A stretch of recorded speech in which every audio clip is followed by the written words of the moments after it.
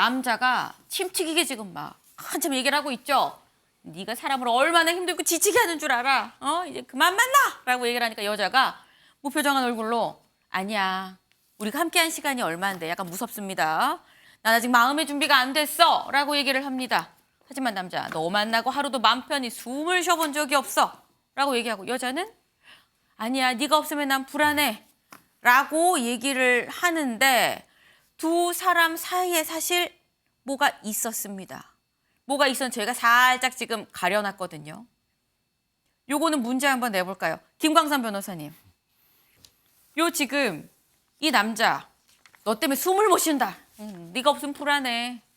두 사람 뭘 보고 지금 얘기를 하고 있는 걸까요? 이게 전형적인 저게 이혼 사건에서 나오는 이야기들이에요. 네. 그런데 저게 지금 우리가 오늘부터 지하철이랄지 이제 공중교통에서 마스크 쓰지 않아도 되잖아요. 그러니까 마스크에 대해서 서로의 입장을 얘기하는 거예요. 아. 근데 저 만평이 정말 아주 네. 잘 표현했다고 보거든요. 그래서 네. 이제 아쉬워하는 분도 있고 아니면 이제 계속 이렇게 가야 한다 이제 그런 생각을 할 수 있을 것 같아요. 그런데 이제 권고니까 네. 그래도 같이 계속 사는 게 좋지 않을까 싶습니다. 네, 맞습니다. 한 번에 딱 맞추셨어요. 지금 가운데 마스크를 보고 이 두 남녀가 얘기를 하고 있었습니다. 오늘부터 마스크 착용 의무 해제다.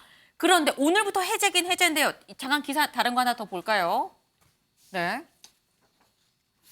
기침을 하면 침이 2m가 튑니다. 지금 여기 보면 마스크를 착용하지 않았을 때 침이 2m를 튀고요. 초록색이다. 지금 침 튄 모습입니다. 마스크를 착용하면 안 튑니다. 때문에 중요한 건 마스크를 뭐 다시 다 쓰세요라는 얘기를 하는 게 아니고요. 여기 볼까요? 증상이 있는 사람은 마스크를 쓰는 게 중요하다. 다 쓸 필요 없고요. 증상이 있는 사람은 본인이 알아서 좀 조심하는 차원에서 본인이 마스크를 쓰면은 전파가 되지 않을 수 있습니다. 네.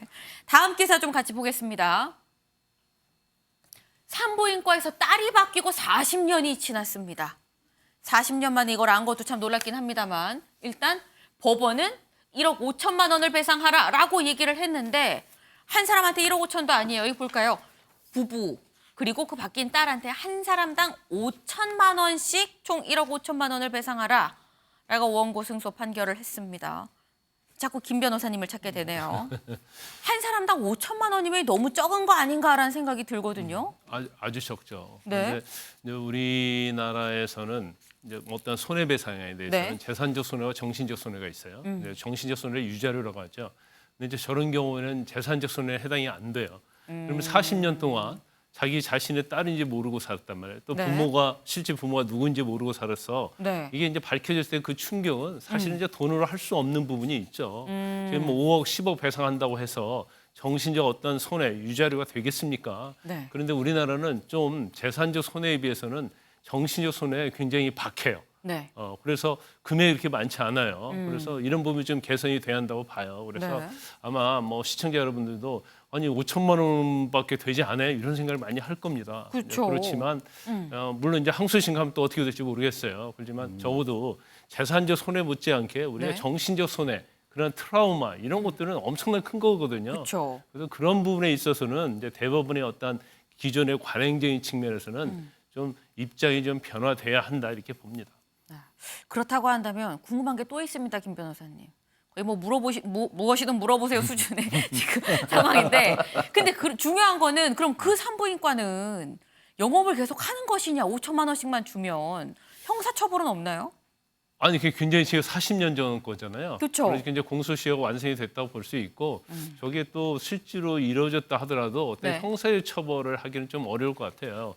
근데 이제 저 사건도 이제 어떤 문제가 있냐면 네. 지금 40년 전에 일어난 거기 때문에 진료 기록이 또 없어요. 네. 그리고 재판부에서는 그 병원의 입장에서는 아니 우리가 그렇게 바꾸게 된데 과실이 없다 이제 그런 취지로 주장을 한 거예요. 그런데 재판부 입장에서 보면 이 부부하고 딸이 살아온 과정을 보면 딸이 사실은 다른 자녀고 바꿔치기가 될 수 있는 가능성이 기회가 전혀 없었다는 거예요. 그러면 결과적으로 산부인과에서 바뀐 것밖에 될 수밖에 없다. 이제 거기에 대해서는 병원에서 이제 억울한 측면을 호소를 하겠죠. 네. 그렇지만 여러 가지 객관적인 증거를 보면 산부인과에서 아이가 어떻게 보면 바꿔졌기 때문에 이제 네. 산부인과의 책임이 있다 이렇게 결정을 한 거기 때문에 네. 사실 뭐 민사적인 것 외에는 이제 형사적으로 처벌하고 그런 것들은 공소시효도 완성됐을 뿐만 아니라 그게 이제 어떠한 죄가 되기는 좀 어렵습니다.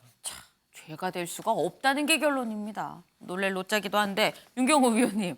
근데 그렇다고 하면은 이 부부랑 딸은 어떻게 40년 동안 엄마 아빠 했는데 아니래요. 글쎄요. 키운 정 뭐 아마 따지겠지만 저 부부는 저 딸에게 과연 자식으로서 계속 관계가 유지될까? 그러니까요. 그런 점에서 저는 또 다른 문제가 생길 것 같아요. 그러나 이게 참 산부인과라는 저 상황 네. 다른 가정에도 생길 수 있잖아요. 드라마의 소재만으로 그치지 않을 것 같아서 좀 어떻게 보면 남의 불행이긴 한데 네. 저게 과연 꼭 남일만은 같지는 않을 것 같다. 그런 불안감도 좀 있어 보입니다. 아마 보시는 많은 분들도 아유 우리 애 낳은 산부인과에선 괜찮은 거야라는 생각을 할 수도 있는 뭐 그런 사안이 아닌가 싶습니다. 네, 저희가 준비한 소식은 여기까지입니다. 오늘부터 대중교통에서도 마스크를 쓰지 않아도 되죠. 하지만 또 하필 오늘 미세먼지가 굉장히 또 안 좋다고 합니다. 호흡기 관리 좀 신경을 쓰셔야겠습니다.